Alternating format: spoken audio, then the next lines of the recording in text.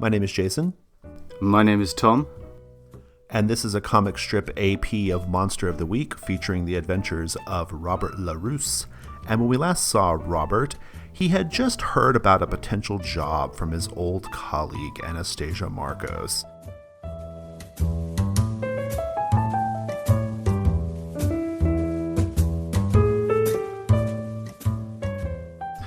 To remind everyone, a reliquary containing the head of St. Catherine of Siena was stolen from a Vatican museum.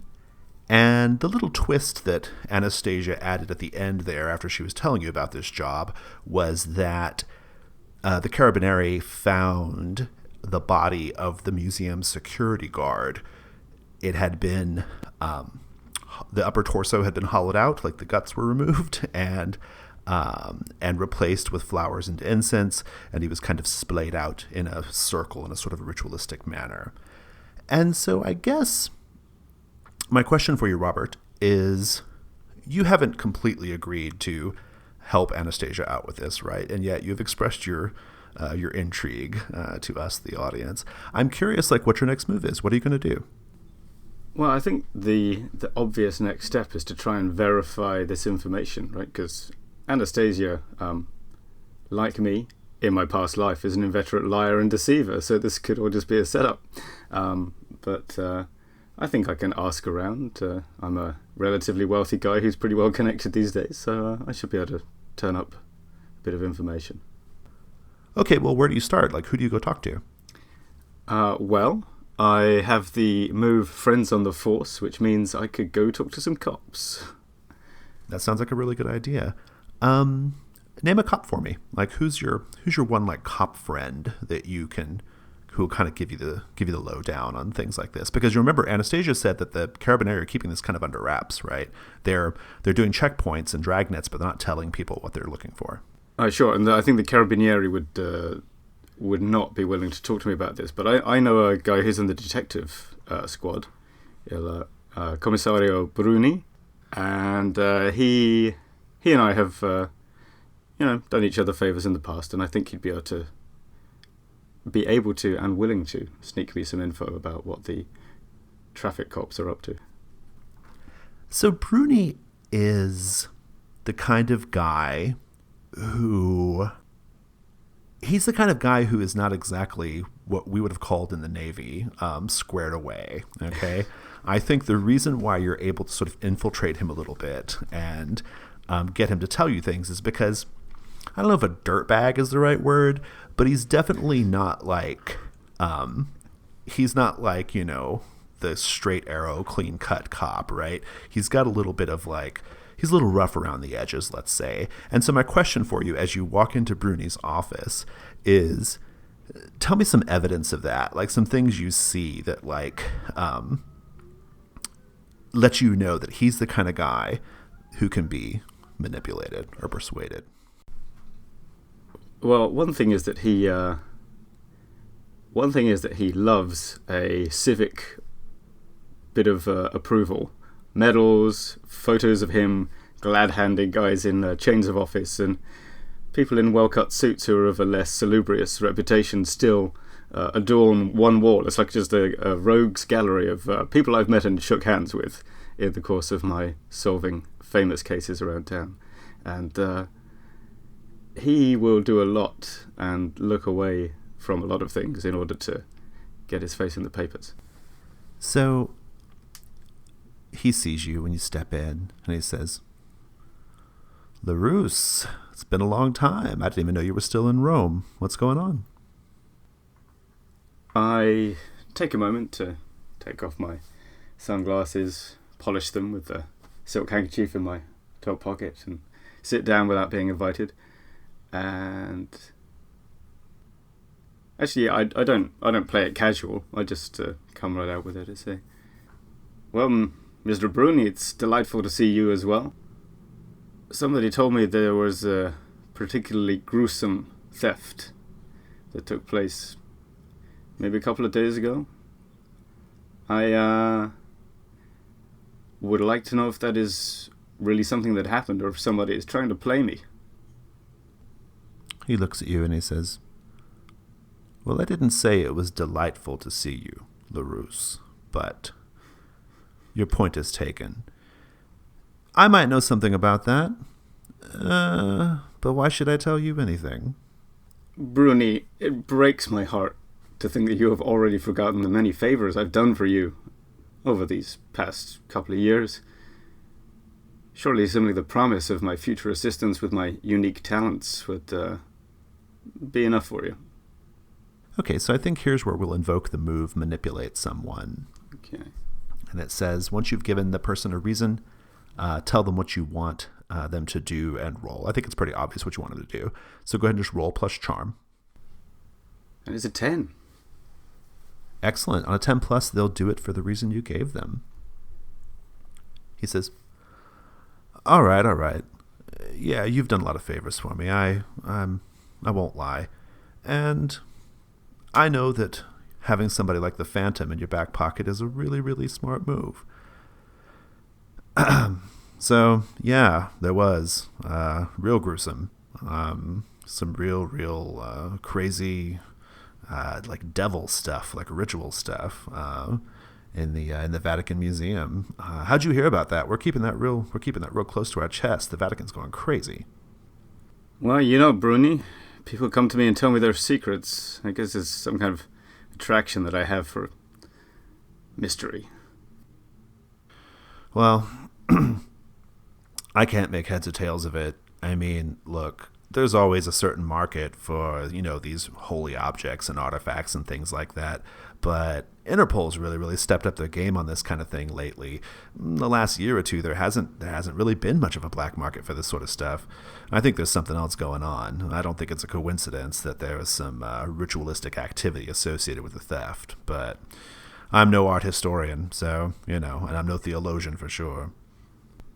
Well, listen, tell me, Bruni, if this was your case, which I know it's not, but if it was, who would be the first person you would go to talk to about this? It's a very good question.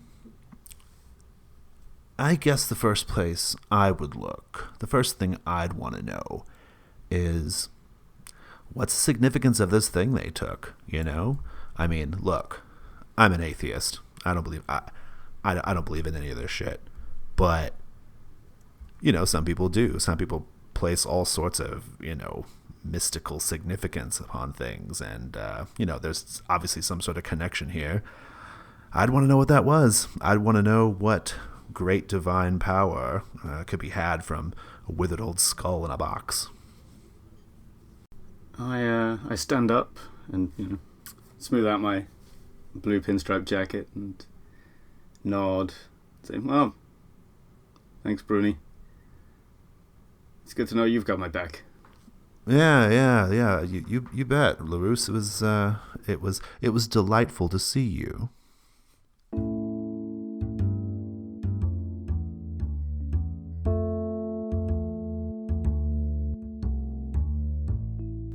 Well, so where do you head after you get that little bit of info? Now that now that it's all confirmed that Anastasia's being on the up and up about it. Yeah, I guess I need to talk to a theologian, right? So I can go to see Father Gandossi, who is not my parish priest. I live entirely the other side of the city, but he's known for having an interest in antiquities and the esoterica of the medieval period, so he seems like a good guy to talk to. Yeah, and I think when you find him, he's in his office. There's just a pile of, yeah, he wears the collar, but in his heart and his actions, he's a professor, right? And so there are just great big piles of books and binders and folders. Like there's a very, very tiny bit of square footage where you can actually walk in directly into the office and sit down, right? Like it's really, really piled up. But maybe you made your appointment with him or whatever, and you're there. He's the kind of guy who's super excited to talk about the research he does, and probably does not need to be manipulated. Let's just be honest. Okay. Yeah. People love to talk about the things they're good at. Right. And so, and he may not even know about the theft of the reliquary, right? He may not know about it. But what's your approach? I guess once he kind of greets you, he's like, please come in. He kind of sits you down. He says, I apologize for the mess. And you can tell like the way he moves to the office that he has like, it's almost cat-like. Like he's very, very good at negotiating his huge stacks of books and papers and boxes, right? Like he doesn't stumble or trip over any of it. It's probably been this way for years, right? What do you say? Father, I came to ask you about, well, quite simply about a set of relics. Yes. I'm sure I don't need to tell you about the things that happened to the body of St. Catherine of Siena after her death, the whole thing with the people wanting to repossess, parts of their city or not. But specifically what I wanted to ask is, I've not been able to find any particular tales of miraculous properties assigned to the head of St. Catherine of Siena, and for reasons I won't go into right now, I find it a matter of intense interest. So I was wondering if you could share with me anything that you know about the history of these relics, the head in particular. The head is not, when we talk about the reliquary of St. Catherine of Siena, for example, as you speak of, her head, which is kept in the Vatican Museum, it's not the head that's important. It's what people believe is also inside that box with the head. Does this make sense? St. Catherine of Siena convinced everyone in her day that she was literally married to Jesus Christ, that Jesus Christ put a ring on her finger, and now there is as you might imagine, there is intense speculation about whether there was an actual ring on her finger. Some people say it was a jeweled ring. Other people say it was invisible. She herself claimed she wore it at all times, even though you sometimes couldn't see it. Other people believe it was Jesus Christ's foreskin, which is a very strange angle, if you can believe that. In any case, people think that the quote-unquote ring that Jesus Christ gave to St. Catherine was actually buried with her, that it was kept in this reliquary. It's all nonsense, of course. Like, there was no ring in that box.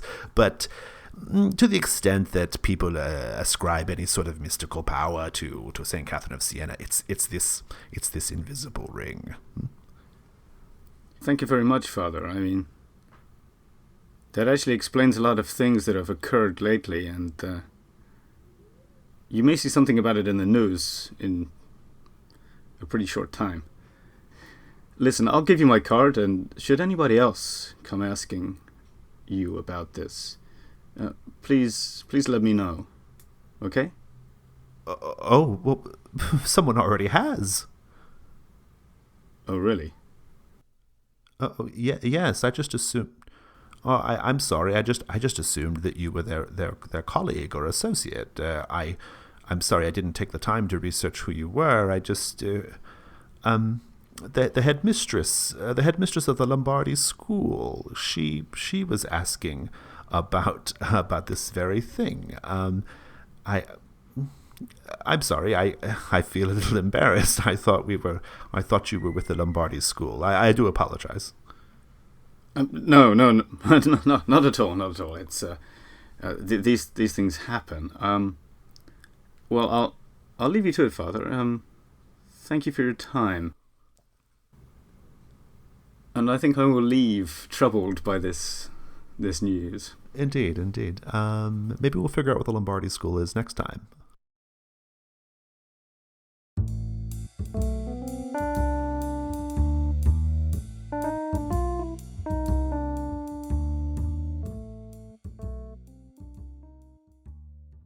Hi, this is Jason from the Gauntlet Gaming Community. If you enjoyed this episode of Comic Strip AP, please consider supporting the Gauntlet on Patreon. Our page can be found at patreon.com/gauntlet.